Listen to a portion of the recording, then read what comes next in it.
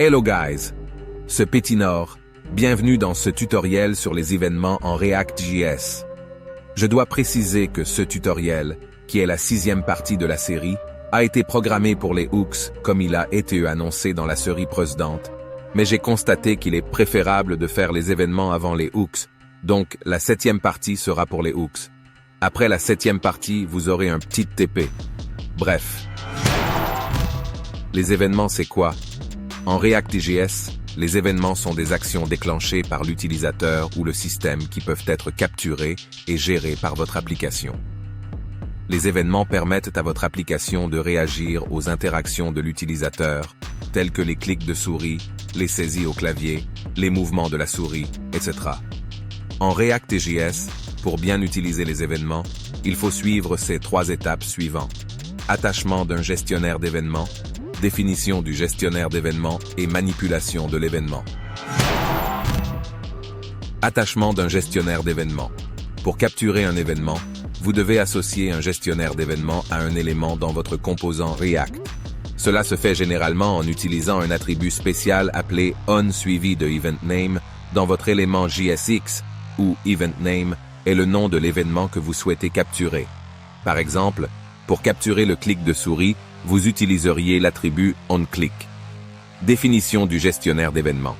Vous devez définir une fonction qui sera exécutée lorsque l'événement est déclenché. Cette fonction est appelée gestionnaire d'événements. Elle peut être une méthode existante de votre composant ou une fonction séparée. Le gestionnaire d'événements prend généralement un paramètre appelé event, qui contient des informations sur l'événement déclenché, telles que la position de la souris, les touches enfoncées, etc. Manipulation de l'événement. Dans le gestionnaire d'événements, vous pouvez écrire la logique nécessaire pour réagir à l'événement. Cela peut inclure la mise à jour de l'état du composant, l'interaction avec d'autres composants, l'appel à des fonctions, etc. Vous pouvez accéder à l'état actuel du composant à l'intérieur du gestionnaire d'événements en utilisant le mot-clé this dans les composants de classe ou en utilisant les hooks dans les composants fonctionnels. Exerçons un peu.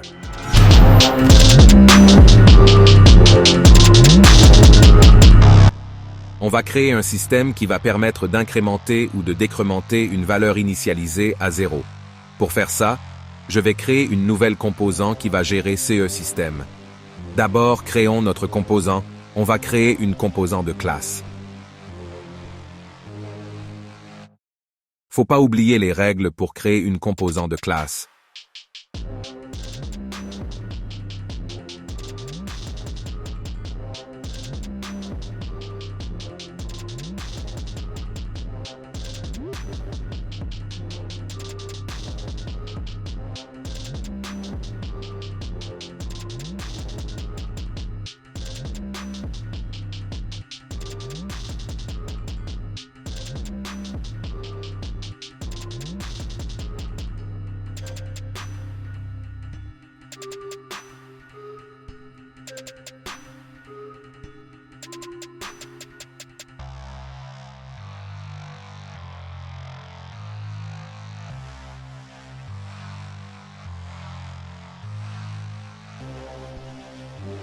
Commentons tout ça pour faire quelque chose un peu plus lisible.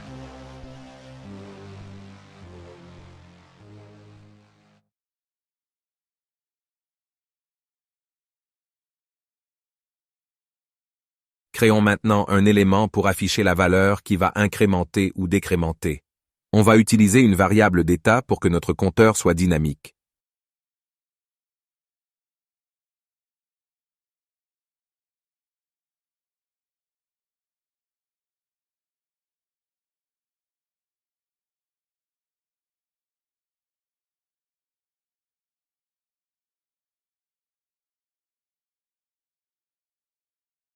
On va utiliser des boutons pour pouvoir incrémenter ou décrémenter notre compteur à chaque clic.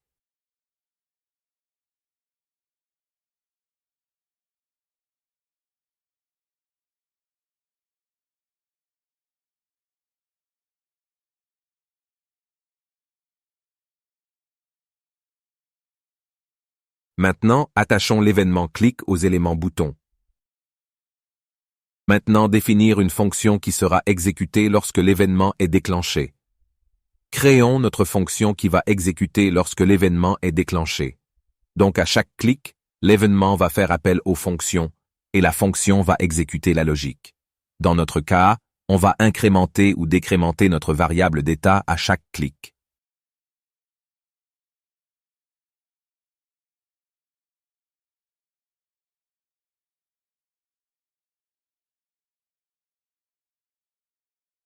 Utilisons setState pour mettre à jour notre variable d'état.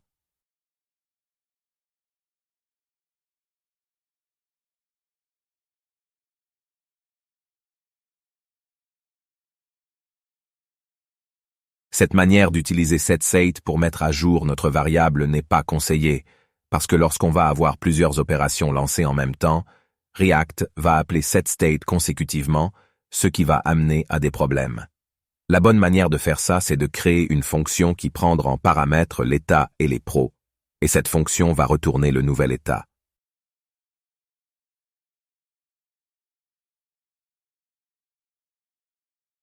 C'est une règle très importante en React qu'il faut jamais oublier lorsque vous utilisez les composants de classe. Voilà, notre bouton d'incrémentation fonctionne. Maintenant faisons la même chose pour le bouton de décrémentation.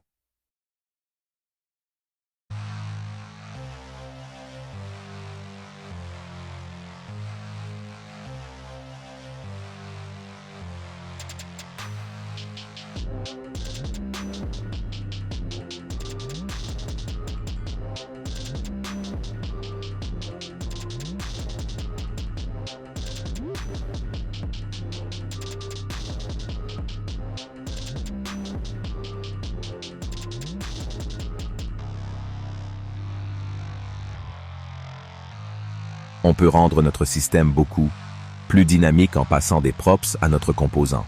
Passons un propre qui va déterminer de combien notre système va incrémenter ou décrémenter à chaque clic. Maintenant, récupérons notre prop en utilisant la déstructuration.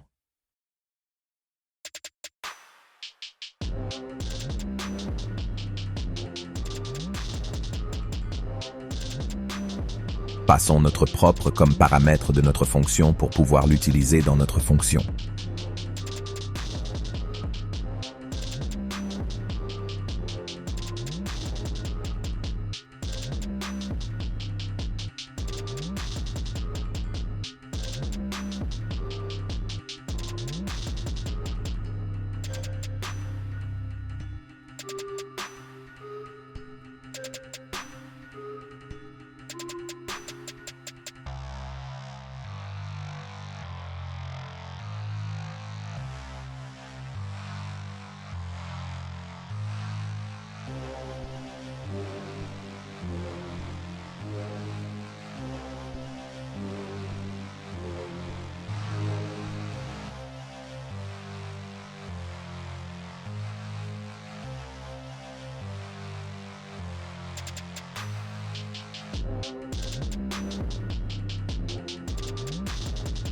Voilà. Maintenant, on peut créer plusieurs systèmes qui vont incrémenter ou décrémenter différemment selon le besoin grâce à notre composant. Ça va incrémenter de 10 en 10. Ça va incrémenter de 100 en 100. Ça va incrémenter de 5 en 5.